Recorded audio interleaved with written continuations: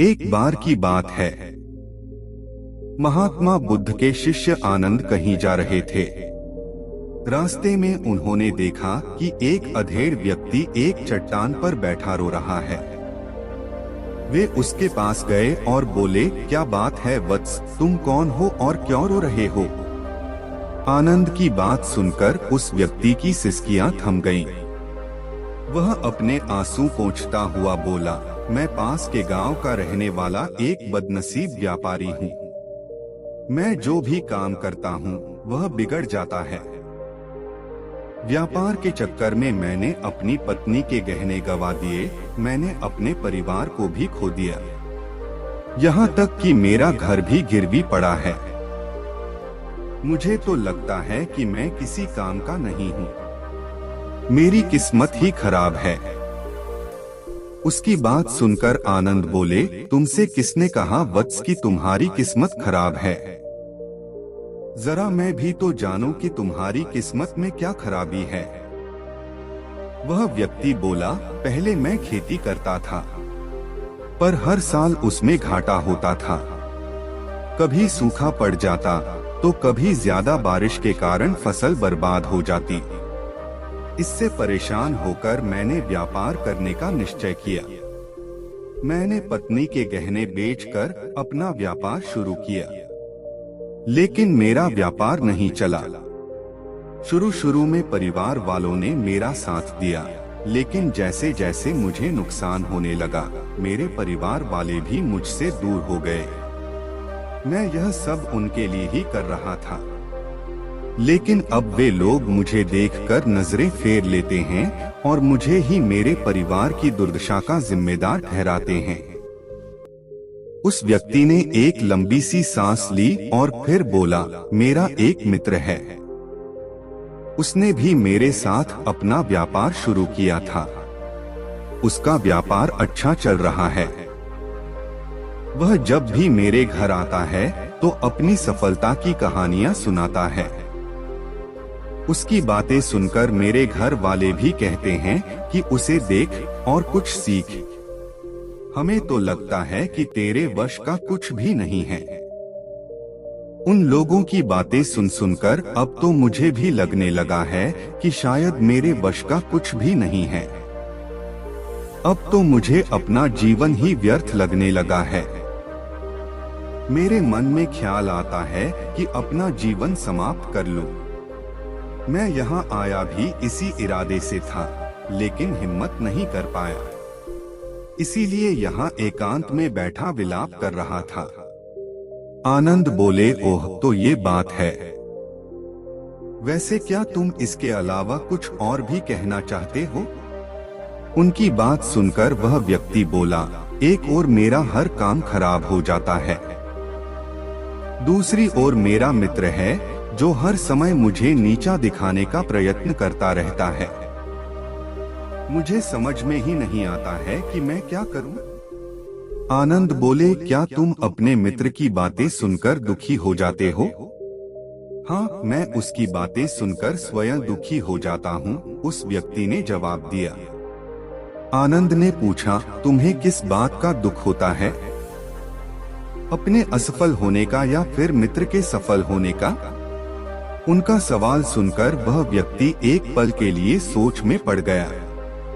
फिर वह बोला, अगर सच कहूँ तो मुझे अपने असफल होने का उतना दुख नहीं होता है जितना कि मित्र के सफल होने का होता है। अर्थात यदि तुम्हारा मित्र असफल हो जाए तो तुम्हें खुशी होगी? आनंद ने प्रश्न किया।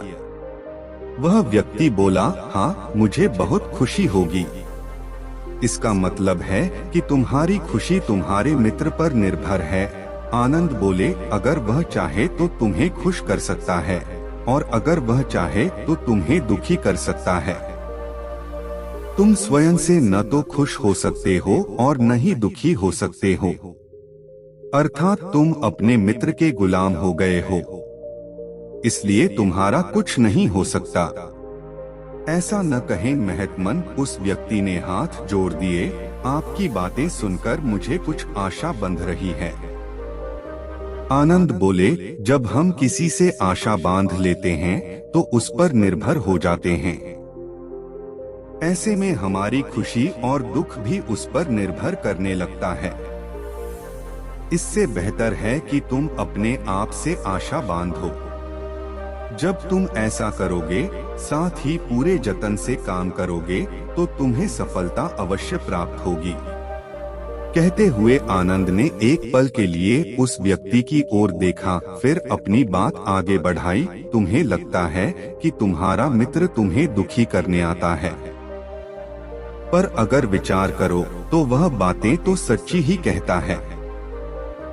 वह अपने संघर्ष और अनुभव की बातें बताता है।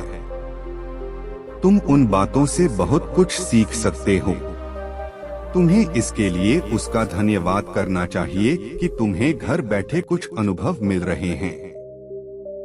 तुम उन अनुभवों का लाभ उठाओ, नई शुरुआत करो, कर्म करते जाओ, हार मत मानो, एक दिन तुम्हें सफलता अवश्य मिलेगी। आज तुम जिसे अपना बुरा वक्त या बुरी किस्मत कह रहे हो, एक दिन यह बदल जाएगी। इसी के साथ तुम्हारे विचार भी बदल जाएंगे। और देखना, जब तुम्हारा अच्छा वक्त शुरू होगा, तब तुम्हारा मित्र भी तुम्हें अपनी सफलताओं की कहानियां नहीं सुनाएगा, तब वह अपनी असफलताओं की बातें बताएगा, ताकि तुम उसकी बातें सुनकर भ्रमित हो जाओ, तुम्हारा आत्मविश्वास हिल जाए और तुम गलत निर्णय ले सको। लेकिन उस समय भी तुम्हें अपनी बुद्धि का प्रयोग करना होगा। तुम्हारा मित्र जैसे आज तुम्हें दुखी करने आता है, उसी तरह उस समय भी वह तुम्हें दुखी करने आएगा। क्योंकि जिस तरह उसे दुखी देखकर तुम्हें मजा आता है, उसी तरह उसे भी तुम्हें दुखी देखने में उतना ही मजा आता है। वह व्यक्ति बोला, आपने सही कहा, लेकिन मेरा सबसे बड़ा दुख यह है कि मेरे परिवार के लोग भी इसमें शामिल हैं। वास्तव में मैं तो अपने परिवार के लिए अच्छा करना चाहता था, लेकिन वे लोग भी मेरी बात नहीं समझते हैं। वे भी मुझे गलत कहते हैं और अब तो वे मेरे साथ भी नहीं हैं। आनंद बोले, मैं सब समझ गया। तुम सांत्वना चाहते हो। वास्तव में इस दुनिया में सभी लोग सांत्वना ही चाहते हैं। हम चाहते हैं कि हम जब भी कुछ करें तो लोग हमारी प्रशंसा करें, लेकिन आमतौर से ऐसा नहीं होता है, इसलिए हम दुखी हो जाते हैं। हमें लगता है कि हमारे मित्र, परिवार वाले सब मतलबी हैं। लेकिन तुम अगर किसी को अपना परिवार मानते हो और उसके लिए कुछ करना भी चाहते हो, तो तुम्हें ऐसा क्यों लगता है कि तुम दूसरों के लिए कुछ कर रहे हो? वास्तव में तुम अपनी खुशी के लिए कर रहे हो। इसलिए परिवार के लिए कुछ करना वास्तव में अपने लिए ही करना होता है। लेकिन अगर ऐसा करते समय तुम्हें लगता है कि तुम दूसरों के लिए कर रहे हो, तो तुम दुखी रहोगे। और अगर तुम्हें लगता है कि तुम अपने लिए कर रहे हो, तो तुम खुश रहोगे। क्योंकि जब तुम अपने लिए कुछ अच्छा करते हो या करना चाहते हो, तब तुम्हें सांत्वना की जरूरत नहीं पड़ती है। आनंद की बातें सुनकर उस व्यक्ति के चेहरे के भाव बदल गए। वह बोला, आप सही कह रहे हैं, मैं समझ गया हूँ। अब तक मेरी किस्मत खराब इसलिए थी क्योंकि वह दूसरों के हाथ में थी। अब मैं अपनी किस्मत को अपने हाथ में रखूंगा। मैं फिर से प्रयत्न करूंगा, पूरे मन से काम करूंगा और जब तक सफलता नहीं मिल जाती, चैन से नहीं बैठूंगा। उस व्यक्ति की बात सुनकर आनंद मुस्कुराए और उसे एक छोटी सी डिबिया देते हुए बोले, इस डिबिया को हमेशा अपने पास रखना। इसमें एक ऐसा राज है जो तुम्हें बड़े से बड़े दुख से भी बाहर निकाल लेगा। लेकिन इसे तभी खोलना जब तुम्हारे जीवन में कोई रास्ता न सुझाई दे और तुम्हें लगे कि सब व्यर्थ है। यह दुनिया व्यर्थ है और यहाँ रहना भी व्यर्थ है। उस व्यक्ति ने आनंद को धन्यवाद दिया और डिबिया को लेकर चला गया। उसने नए उत्साह के साथ फिर से अपना व्यापार आरंभ किया। उसका व्यापार चल निकला। अपनी मेहनत और लगन के बल पर वह एक बड़ा व्यापारी बन गया। परिवार वाले भी उसके साथ आ गए और उसका जीवन हंसी खुशी बीतने लगा। अब वह भूतकाल का रोना छोड़ चुका था। वह भविष्यकाल की भी चिंता नहीं करता था, बस अपने वर्तमान को संवारने में लगा रहता था। और जो कुछ भी वह करता था वह अपने लिए करता था, अपनों के लिए करता था। इसलिए वह प्रसन्न था।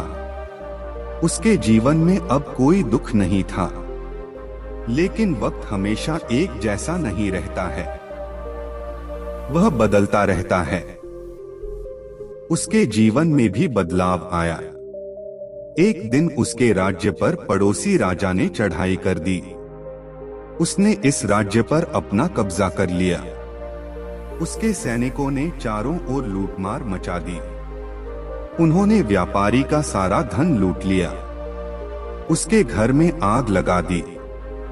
जान बचाने के लिए उसे अपने परिवार के साथ वहां से भागना पड़ा। वह व्यक्ति अपने परिवार के साथ कई दिनों तक इधर उधर भटकता रहा। वह दाने दाने को मोहताज हो गया। उसका बच्चा बीमार हो गया। इलाज के अभाव में वह तड़पने लगा। यह देखकर उसका हृदय चीत्कार कर उठा। वह कैसे अपने बच्चे का इलाज कराए? उसके पास तो खाने के लिए भी पैसे नहीं थे। ऐसे में उसे एक बार फिर निराशा ने घेर लिया। उसे लगने लगा कि उसका जीवन व्यर्थ है, सारी दुनिया व्यर्थ है, किसी भी बात का कोई मतलब नहीं है। भले ही आप जीवन में कितना भी कुछ कर लो, कितनी भी सफलता हासिल कर लो, पर अंततः यह जीवन समाप्त ही होता है। तो फिर ऐसे में जीवित रहने का क्या फायदा? इससे तो अच्छा है कि वह अपना जीवन समाप्त कर ले। लेकिन तभी उसके दिमाग में आनंद की दी हुई डिबिया कौंध उठी। उसने उत्सुकता के साथ उसे खोला। डिबिया के भीतर एक पर्ची रखी हुई थी। पर्ची पर कुछ लिखा हुआ था। उसे पढ़कर उसकी आंखों के आगे छाया निराशा का अंधेरा छंट गया और वह मुस्कुरा पड़ा। पर्ची पर लिखा हुआ था, यह समय भी बीत जाएगा। उसने डिबिया को अपनी मुट्ठी में भींच लिया और एक नई शुरुआत के लिए उठ खड़ा हुआ। दोस्तों, अगर आप भी ऐसी ही परिस्थिति से गुजर रहे हैं तो निराश न हो। अपने अतीत पर शोक मत करें, न ही भविष्य की चिंता करें। अपने वर्तमान को जिएं और उसे बेहतर बनाने के लिए सच्चे मन से प्रयत्न करें। यकीन जानें, जल्दी ही आपकी किस्मत भी बदलने वाली है।